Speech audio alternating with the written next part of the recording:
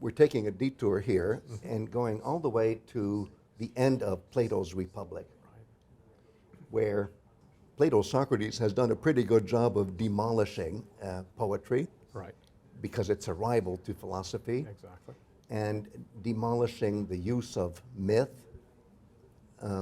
in the destabilized sense of the word that Plato likes to play with. But if we can just think back of how Mūthos, which gives us the word myth, was used back in Homeric poetry. And we saw from hour one, and we kept on seeing it, Mūthos is the closest thing to saying something for the record, as the 1989 book of Richard P. Martin shows so clearly.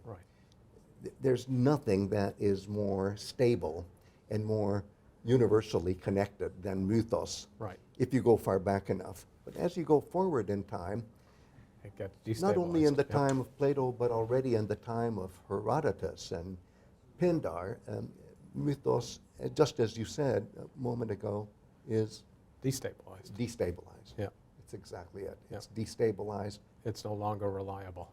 And no longer reliable, and it takes somebody like Plato to put it out of business altogether in the Republic. But at the very end, he then introduces this beautiful myth, the myth of E-R, with a long mark over the E. And then Socrates says about this myth that he has made, shall we say, you know, if this myth can be used to promote the agenda of philosophy, then you know what?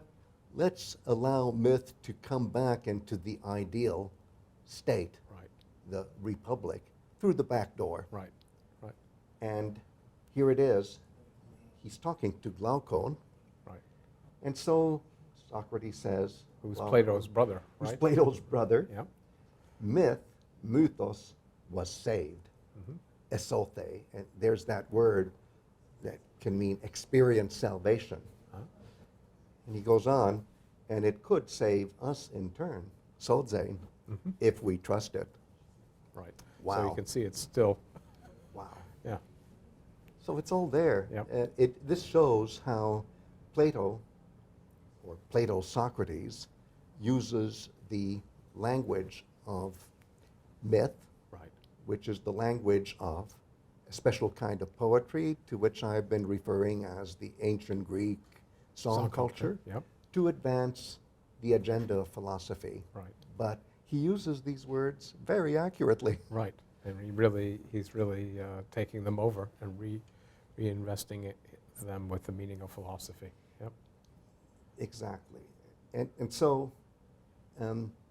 before we leave this diversion, where we took a quick look at the end of Plato's Republic, we can start thinking about how, in general, Plato's agenda, and we see it very clearly in the Phaedo, which is our main topic of interest, Plato's agenda really make it possible to see salvation, the heroic model of salvation, in terms of philosophy. And that's pretty good. That's a stretch. It's a stretch. But it makes it work. He makes it work, and he uses words very accurately, so that works for us because we can reconstruct so much of ancient Greek thought patterns about the idea of the hero. The words are there. He's using them very accurately. And from what we hear now, these words, the word, can be salvation. Exactly.